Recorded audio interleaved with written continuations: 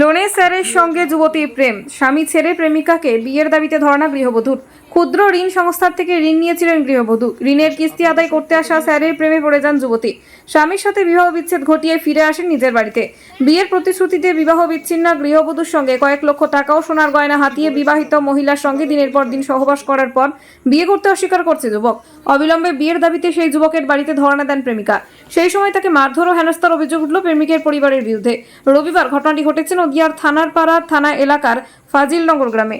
স্থানীয় সূত্রে জানা গিয়েছে, নদিয়ার থানারপাড়া থানা এলাকার ফাজিলনগর গ্রামের বাসিন্দা যুবকের সঙ্গে দীর্ঘদিনের প্রেমের সম্পর্ক এক পড়শি যুবতীর।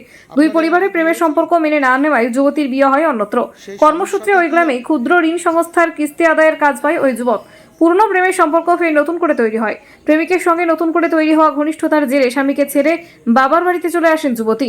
যুবতীর সঙ্গে থাকা বেশ কয়েক ভরি সোনার গহনা ও 2.5 লক্ষ টাকা বিয়ের প্রতিশ্রুতি দিয়ে ওই যুবক হাতিয়ে নেয় বলে অভিযোগ। ওই যুবতীকে বিয়ের প্রতিশ্রুতি দিয়ে দীর্ঘদিন সহবাস করা হয়েছে বলে যুবতী অভিযোগ করেছেন।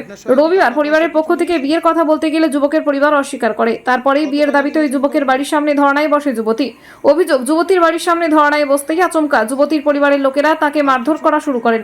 খবর পেয়ে যুবতীর পরিবারের লোকেরা ঘটনাস্থলে পৌঁছে তাকে উদ্ধার করে। যুবতীর দাবি, বিয়ের প্রতিশ্রুতি দিয়ে তার সঙ্গে সহবাস করেছেন দিনের পর দিন। বিয়ে কখনো করবে বলতে গেলেই বেশ কয়েকদিন ধরেই ধমক দিচ্ছিলেন তিনি। এরপরেই তার বাড়ির সামনে বিয়ের দাবিতে ধর্ণায় বসার সিদ্ধান্ত। কি হয়েছে মা বলুন তো? বিয়ে করবো বলি এখন বিয়ে করবো না বলছি। আচ্ছা, আপনাদের সঙ্গে কতদিনের সম্পর্ক আপনার সাথে? 6 বছর। কি বলেছিল আপনাকে, মানে কিভাবে পরিচয় আপনার সাথে? আমাদের বাড়িতে প্রথমে গিয়ে ওই তো বিয়ে করবো বলি কথা দিয়েছে, হুম। বাবা মাকে সবাইকে। আচ্ছা, আপনার এর আগে বিয়ে হয়েছিল? হ্যাঁ হ্যাঁ। সেই স্বামীর সাথে কি আপনার বিবাহ বিচ্ছেদ হয় এই ছেলের কারণেই? না। আচ্ছা, আপনার সঙ্গে কি টাকা পয়সা কিছু নিয়েছে? হ্যাঁ হ্যাঁ। কত টাকা নিয়েছে মোটামুটি? টাকা 2-2.5 লাখের বেশি হবে। আর কিছু? আর গয়না কতটুকু? 1 ভরি মালা, 2 জোড়া কানে। আচ্ছা, এটা কতদিন আগে? এটা 4 বছর 4 হয়েছে বছর শোনা। হবে গয়না লিয়া। আপনি এখন কি চাইছেন? তো ওকে বিয়ে করবো তাই চাচ্ছি।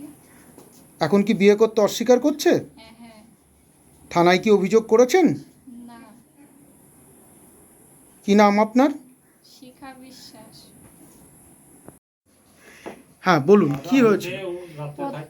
প্রথমে বিয়ে দিয়েছিলাম, দিয়ে সেখানেও মেয়ে কোনো যোগাযোগ হয়নি, কিচ্ছু না, মেয়ে শুধু পড়াশোনায় করেছে। তারপরে ও বিয়ের আগে থেকেই বিয়ে করবো এরকম কথা দিয়েছিল, দিয়ে আমরা ওটা জানিনি। তারপরে শুনলো যে আমরা বিয়ে দিয়ে ফেলছিলাম, দিয়ে বিয়ে দেওয়ার পরে তখন আমরা ও ছেলে একটু আমরা রিপোর্ট খারাপ পানো, তার লেগে আমরা ছাড়িয়ে নিয়েছি।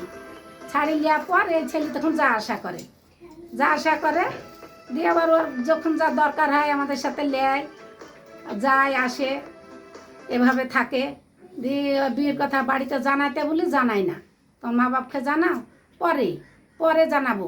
আর ওই শুধু টাইম দেয় থাকে। দিয়ে 2বার করে টাইম দিল, ছেলেদের সঙ্গে কথা হলো যে আর আমাকে 8 মাস সময় দেন।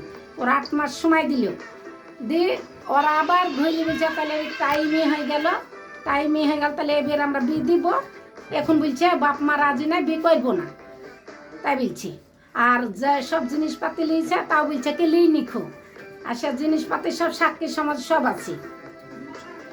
আপনি কে হন মেয়ের? আমি দাদি আছি। আচ্ছা, মেয়ের সাথে ছেলের কি কোনো শারীরিক সম্পর্ক ছিল? সম্পর্ক আছেই তো। আচ্ছা, আপনার নাম কি? আমার নাম আত্মামনি দেবী বিশ্বাস। আচ্ছা, এই জায়গাটার নাম কি? কোন জায়গাটায়? এটা হ্যাঁ। এটা তো বাজার ফাজিলনগর। রাজেন্দ্রনগর। হ্যাঁ। আচ্ছা, স্বীকার করছে, কি বলবেন আপনি? এগুলো সম্পূর্ণ মিথ্যা কথা। আপনার ভাইয়ের সাথে এই মহিলার কোনো সম্পর্ক ছিল না? না, কোনো সম্পর্ক ছিল না। কোনোদিন টাকা পয়সাও নেয়নি? না, কোনোদিন টাকা পয়সা নেয়নি। হ্যাঁ, বইয়ের ব্যবসা করতো, সেই সূত্র ধরেই ওদের বাড়িতে আসা যাওয়া করতো, বইয়ের ব্যবসা টাকা তুলতো।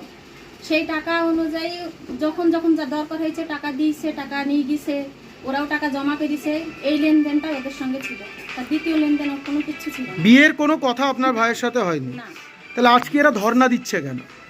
সেটা ওরা জানে, আমরা কি করে বলবো সেটা। আচ্ছা, আপনারা থানায় জানিয়েছেন? থানায় কি করে জানাবো, ওরা তো হঠাৎ করেই সেরকম করছে। হ্যাঁ, আজকে ডেকেছে, ওরা মীমাংসা ডেকেছিল। এবার আমাদের একটা সমস্যার জন্য একটা দিন পিছিয়ে পিছাতে হলো, কালকে করার কথা বলছিল। দিয়ে এবার আমাদের যে লোকটা ভাই হচ্ছে তাকে দিয়ে বলতে বলেছিল, সে প্রধানের কাছে গিয়েছিল বলার জন্য, প্রধান ঘুমিয়েছিল তার জন্য বলতে পারেনি। যে আমার ভাইটাকে বলিছে যে তুই কাজে যা, আজকে ডেটটা পিছিয়ে যাবে, সেই সূত্রে তার জন্য আমার ভাই কাজে গেছে। তারপরে বাড়িতে যখন লোক আসছে যে তোরা যাচ্ছিস না কিসের জন্য, তাই যখন বাড়ির লোক আসছে তখন আমি বললাম যে ঠিক আছে, আমার ভাইকে ফোন করছি, আমি ডাকছি। আমি আমার ভাইকে ফোন করলাম যে ডেট পিছাইতে বলিছিল, তো ডেট পিছায়নি, তো তুই বাড়ি চলে আয়। যে বলে যে ঠিক আছে আসছি। এই ওকে তো আসার তো টাইমটা তো দিতে হবে, সেই টাইমটা না দেওয়ার আগে ওরা মেয়ে চলে এসছে। আপনার কি নাম দিদি? আমার নাম Sumita Khatun. Desk report, express Kolkata.